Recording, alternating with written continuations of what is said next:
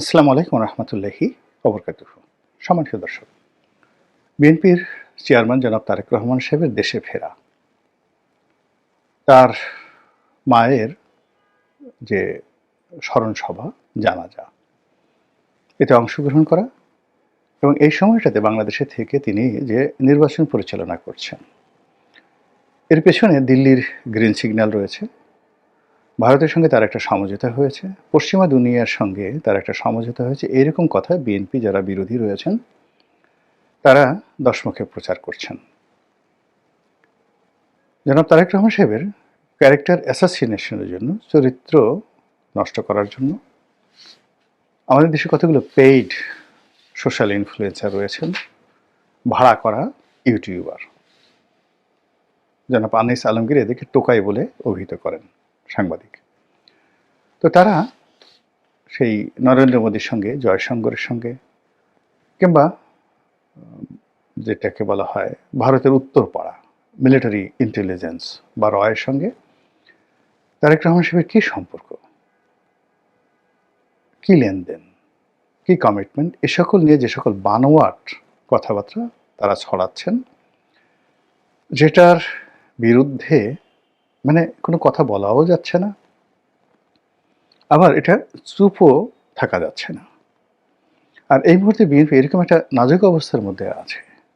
সেই নাজুক অবস্থার কারণে আসলে বিএনপি কোনো কিছু নাড়া দিতে চাচ্ছে না, তারা যে কোনো মূল্যে নির্বাচনের দিকে যেতে চাচ্ছে।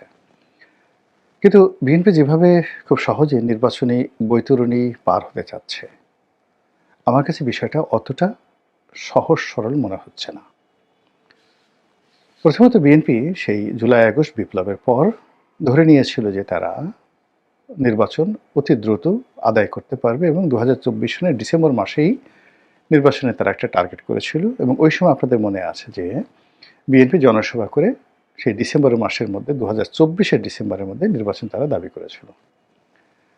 পরবর্তীতে আবার সেটি তারা পিছিয়ে আনে এবং তারা 2025 সনের ডিসেম্বরের মধ্যে নির্বাচনের জন্য জিদ ধরে।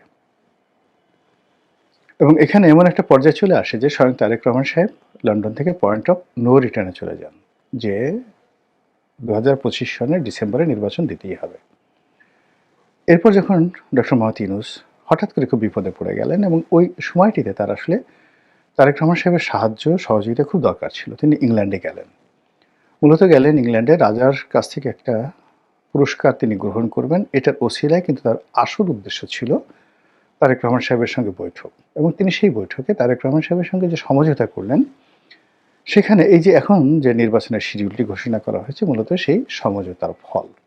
বিএনপি এখন পর্যন্ত ডক্টর মোহাম্মদ ইউনূসের কমিটমেন্ট এবং নির্বাচনের তফসিল এবং ডিসেম্বর মাসের তাদের যে টার্গেট ছিল 2025-এর, সেটার পরিবর্তে 2026-এর ফেব্রুয়ারিতে যে নির্বাচন হচ্ছে, এটার উপর পরিপূর্ণ আস্থা এবং বিশ্বাস রেখে চারিদিকে যে আওয়াজগুলো হচ্ছে, কথাবার্তাগুলো হচ্ছে, কনস্পিরেসির যে সকল শব্দ শোনা যাচ্ছে, সব কিছুকে অ্যাভয়েড করে তারা বিপুল বিক্রমে সামনে এগিয়ে যাচ্ছে।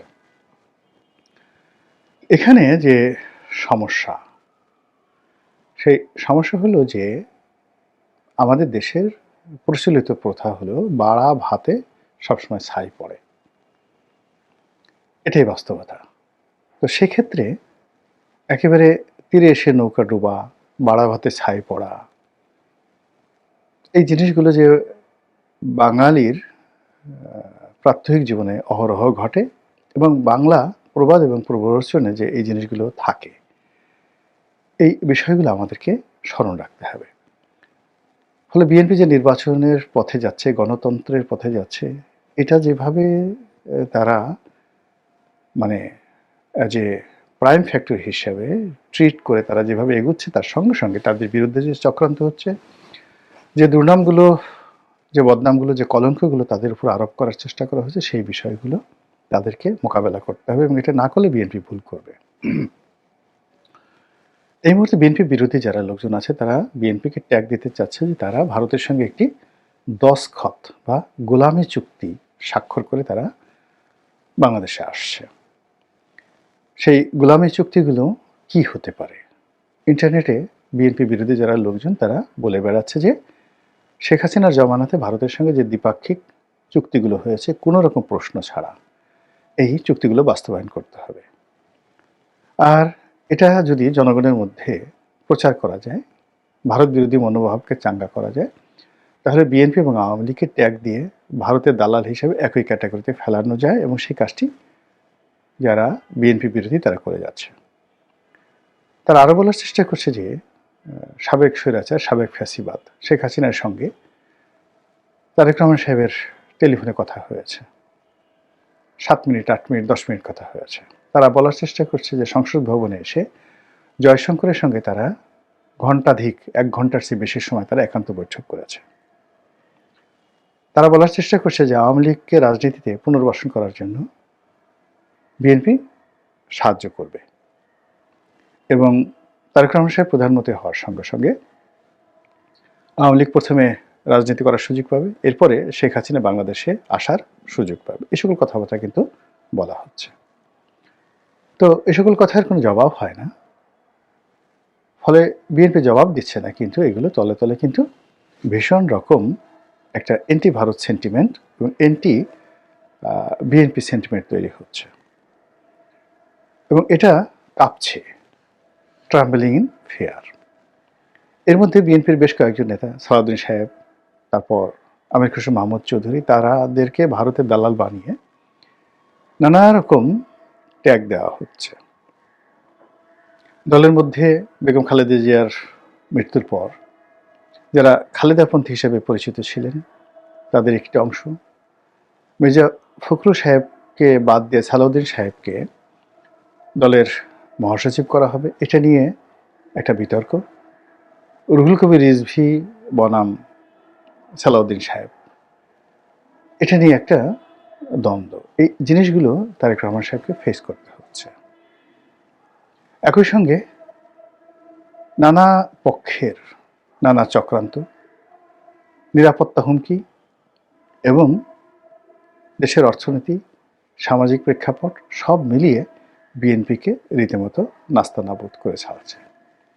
আর সেই নাস্তানাবুদের মধ্যে যদি এরকম একটি প্রচার চালানো হয় যে আগামীতে শেখ হাসিনা বাংলাদেশে আসবেন এবং তারেক রহমান সাহেবের হাত ধরে বিএনপির জমানাতে বিএনপি ক্ষমতায় আসার সঙ্গে সঙ্গে আওয়ামী লীগ বাংলাদেশে ফিরে আসবে, এই ন্যারেটিভগুলো যারা প্রচার করছেন তারা যদি সফল হয়ে যান আগামী 1 মাসের মধ্যে, জানুয়ারি মাসের মধ্যে, তাহলে আপনি ধরে নিতে পারেন যে ফেব্রুয়ারির নির্বাচনের জয় পরাজয়, বিএনপির অস্তিত্ব সব কিছুই কিন্তু একটা হুমকির মধ্যে পড়বে। তো এটাকে আসলে অনেকটা স্যাটায়ার করার জন্য মূলত এখানে আজকে শিরোনামটা তৈরি করেছি। সেটি হলো যে বিএনপির উচিত যে হ্যাঁ, ভারতের সঙ্গে আমাদের কথা হয়েছে, ভারতের সঙ্গে আমাদের কথা হয়েছে। ভারত, বিএনপি যদি গণতান্ত্রিকভাবে নির্বাচিত হতে পারে তাহলে সেক্ষেত্রে ভারত আওয়ামী লীগের যারা লোকজন রয়েছে তাদেরকে বন্দি বিনিময়ের চুক্তির অধীন সেটা রেসপেক্ট করে তাদেরকে বাংলাদেশে ফেরত দেবে। এবং একথা যদি বিএনপির যারা লোকজন আছে তারা 10 মেকে প্রচার করতে পারে যে ভারতের সঙ্গে আমাদের কথাবার্তা হয়েছে, যেহেতু কথাবার্তা হয়েছে এটা ওপেন সিক্রেট, তাহলে কি কথা হয়েছে? এখন কথা হয়েছে যে আগের চুক্তিগুলো রাখতে হবে, ট্রানজিট দিতে হবে, ভারতের দাস হতে হবে, শেখ হাসিনাকে রাজনীতি করার সুযোগ দিতে হবে। এই কথাগুলোকেই যদি উল্টে দেওয়া হয় 180 ডিগ্রি অ্যাঙ্গেলে, সেই অ্যাঙ্গেলে যদি বলা হয় যে ভারতের সঙ্গে আমাদের কথা হয়েছে, শেখ হাসিনার জমানাতে যে সকল চুক্তি হয়েছে সেই চুক্তিগুলো আবার নতুন করে পুনর্মূল্যায়ন হবে, পুনর্বিবেচনা হবে। এটা কি হবে না হবে পরের ব্যাপার, কিন্তু পাবলিকলি তো এটা পাবলিকলি এই জিনিসগুলো যদি প্রচার করা হয় তাহলে অনেকের মুখ বন্ধ হয়ে যাবে। এগুলো এক। 2 নম্বরে যেটা বলা যায় সেটি হলো যে ভারতের সঙ্গে আমাদের যে বন্দি বিনিময় চুক্তি রয়েছে, বাংলাদেশে যে সকল তালিকাভুক্ত আসামি রয়েছে ভারতে আছে, ভারতের মাটিতে, ইনক্লুডিং হাদির হত্যাকারী যদি ভারতে থাকে, ভারতের সঙ্গে আমাদের কথা হয়েছে।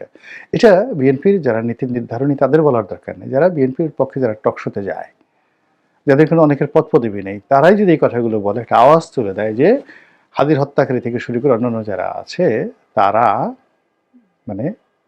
বাংলাদেশে বন্দি বিনিময় চুক্তি অনুযায়ী প্রত্যাবর্তন করা হবে তাদেরকে, এবং স্বয়ং শেখ হাসিনাকেও বাংলাদেশে বিচারের মুখোমুখি করার জন্য একটি গণতান্ত্রিক সরকারের অধীনে যে বিচারালয় থাকবে সেখানে ভারত তাদেরকে ফেরত দিতে রাজি।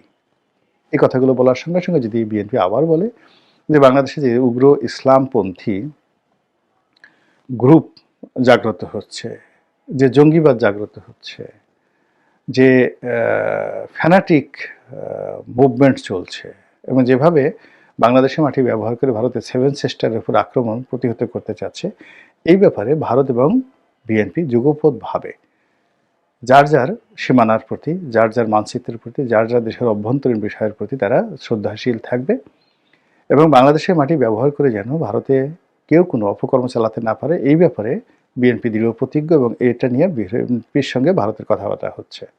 আর ভারতও তাকে নিশ্চয়তা দিয়েছে যে ভারতের সঙ্গে যে সকল বিষয় এখন অমীমাংসিত রয়েছে, সেই অমীমাংসিত বিষয়গুলো ভারত দ্রুত বিএনপির নেতৃত্বে নিষ্পত্তি করতে ভারত বিএনপির সাথে, তারেক রহমান সাহেবের সাথে তারা প্রতিজ্ঞাবদ্ধ হয়েছে। এই কথাগুলো যদি তারা প্রচার করতে থাকে 10 মুখে, তাহলে এই যারা বিএনপি বিরোধী প্রচারণা করছে তাদের মুখে রীতিমতো চুনকালি পড়ে যাবে।